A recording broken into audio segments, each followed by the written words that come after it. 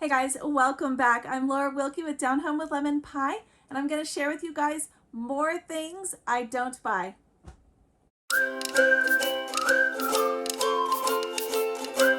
Alright guys, welcome back. I'm Laura Wilkie with Down Home with Lemon Pie, and I am a Christian stay-at-home homeschool mama of 7, and this video is going to be all about things I don't buy. I already shared with you guys the first 7 things I don't buy in, I think it was a couple weeks back, maybe it was last week, video, but I wanted to share with you guys some other things because there's actually a bunch more things that I don't buy. But I also thought that we could share together things that we don't buy or other ways to do things so that we don't have to buy all the things. It's a crazy economy right now, and we can use all the help we get. So that's what Mother Culture Monday is all about.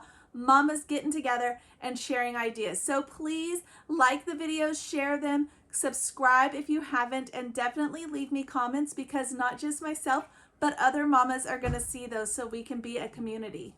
I have my little list of things that I don't buy. Like I said, I already shared with you guys the first 7. So let's see. Yeah, I will just link that video below so that you can just catch it there. That way I'm not having to backtrack. So the next thing that I don't buy is expensive jewelry. I do like to have dangly earrings and cute little things, but I don't want to spend a lot of money on it because I know I'm going to lose it. I know I'm going to break it. The babies are going to pull on it. It's going to get ripped or broken, and I don't want to have to deal with trying to fix it. So I actually don't buy, or really, I own a little bit, but I don't hardly ever wear it, expensive jewelry. All right, something else that we don't buy in my home, and this is partly because my husband is so skilled in this area, but also because we kind of cheat and we don't actually pay for repairs. So when something breaks, my husband either already knows how to fix it or he goes to YouTube University and goes ahead and learns how to fix it. So that makes it super simple for us and a huge money saver. And more often than not, probably like 99% of the time, he's able to fix it with just using those tools. So his brain and his skills and YouTube University, and we can get it all put together. So that is something we actually don't spend money on usually, is repairs. And I'm talking about even computer repairs, home repairs, car repairs, any of that. I know that's not an option for everybody because some of those things you may just have to spend money on because you just don't know how to fix it. And that's okay. There's probably other things that we spend money on that you already know how to do, so you don't have to do that. So it all works out in the end, but repairs is one that we do not spend money on. Okay, so new items. When I wrote new items, I was mostly referring to clothing. We do a lot of thrift shopping, but also toys and just in general. I remember once when our microwave broke and we went and looked to see how much microwaves would cost, and we were in a rental, so we didn't want to spend a lot of money on it, and I was blown away by the cost of microwaves. So for a long time we just went without. Then we broke down and bought one, but we got it at a thrift store, and I want to say for less than 20 bucks, and I didn't have to buy it new. They are so expensive. Have you guys noticed that? So yeah, new items. If I can get it at a thrift store, or if I can get it like on Marketplace or buy it from someone else, I'm totally going to go that route. Usually, I feel like it is more often than not the case as with the car, where you drive it off the lot and it immediately depreciates in value.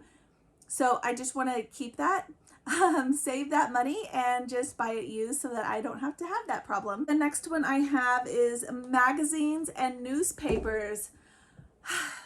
I don't even know where I would go to get a newspaper if I needed to get one. Maybe Walmart, maybe the grocery store. I truly do not know because we don't use them and we haven't used them for years.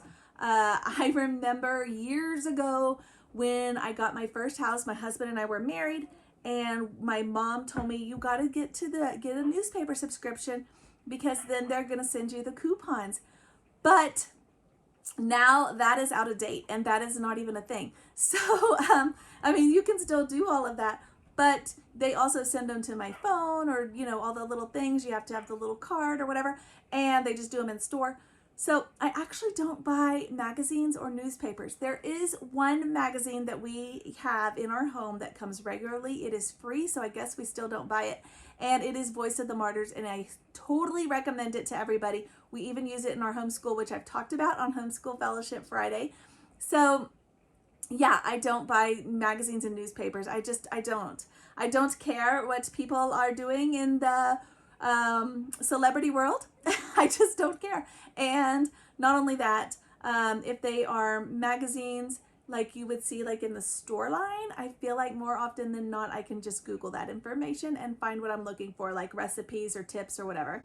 Okay, so I don't buy out of season produce. We try as much as possible to cook and use produce that is currently in season, because that time is more often going to be cheaper and better for you. It's not going to be created in a way that they were rushing to get it on the shelves and naturally, those kinds of things. And I try so hard to do that. So yeah, out of season produce, it's just better for you and cheaper and easier to just shop with the seasons. And if you need a list for that, I'm sure you can Google that and find one online, but it's just easier to do that. All right, another thing I actually don't buy is canned soup.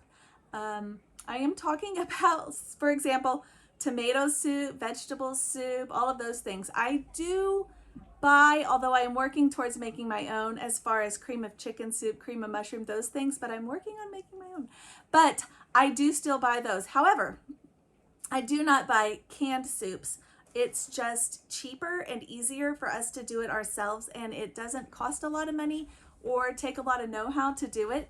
Takes a lot of seasonings, but not a lot of know-how. And with a family as big as ours, 9 people that we're trying to feed every day, 3 meals a day, it's just much cheaper for us to just do it ourselves. Okay, so trend items. I usually don't buy trend items. Things that are, I don't know, trendy, I guess. Things that are popular for a season and then they go away. I really try to do classic, even with my clothing. I try to keep it really classic, really basic so that I can mix and match. I do a lot of solids and try to keep things basic so they can all go together. Anyways, I do not do trends. I also don't do excessive toys. When I say excessive toys, I mean things that are ridiculously big, ridiculously expensive. We all know that around Christmas time, and it is fall already, so we know it's coming, that the stores raise those prices and they only market those things that are $75 or more, $50 or more even. And not only do I not have the budget for that, I do not have the space for that. And it's not even that I don't have the space. I don't want to have the space for that. I don't want my kids to live in a toy store or this giant playland that is full of all kinds of things to satisfy their every whim and they cannot use their imaginations. So if you buy all the excessive toys, I'm happy for you, but we don't in our home. So the huge stuff I try not to buy, or I try not to even have much of it. It took us forever to break down and finally put in a train table and the Barbie house.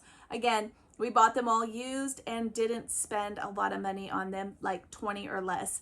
And then they took up a ton of space in our house and we had to find space to store all of that stuff. So excessive toys, I try not to buy.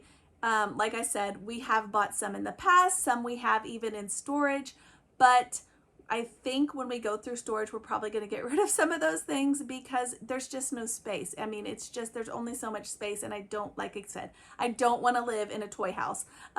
So there you go. Okay, the last one I have here is expensive outings and season passes, concerts. Now, I will say when we lived in Texas, we were 30 minutes from the zoo and the museum, and my husband traveled a lot. Sometimes we would go with him. So we did have season passes to the zoo and the museum back then because it was easy and it was something we went to almost weekly. Now, I would not buy those kinds of things because they're far away. I don't even know where the zoo is here. I don't think it's for hours away. I don't even know. But things that are overly expensive, especially things like concerts, things that are just for myself, sports events, those kinds of things. things that we can't do as a family. We might go to these things once or twice, but we're not going to have like season passes and go every weekend or even a couple times a week, or even that's just not, we just can't afford it. When you have more kids, you have to do less and find ways to save money. That is the way we save money. Honestly, I have not been to a concert. I've actually never been to a concert. So there's a fun little tidbit. I have been to one concert at a theme park, and I wouldn't even call it a concert really, because it wasn't quite like that. But I would say that was the only concert, and I was like 14. So that is the only concert I've ever been to. Yeah, I will spare you the name. I'll let you guess in the comments. If you want to guess the concert I went to when I was 14 at a amusement park in Texas, you can guess that in the comments, and I will let you know if you're right. But yeah, expensive outings. I see lots of my friends doing these kinds of things. I'm not shouting out against them or anything, but it's just not something my husband and I see enough value in to spend the money on. We would rather spend the money on our home and our family as a group doing things versus like expensive date nights with each other. We still have date nights. That's a whole nother video, but we do them differently, and I'll explain that later. But yeah, expensive outings, season passes, yeah, anything that's going to cost us, I mean, like $1,000 for our family or multiple hundreds of dollars for our family to do, we're probably not going to do it. All right, guys, thank you for watching. This is Mother Culture Monday. Please like and share the videos. That definitely helps us on YouTube to know that you're not only enjoying the videos, but it helps YouTube know that the viewers are enjoying the videos, so they will continue to put them out for us. So thank you for that, guys, and I will see you guys next time.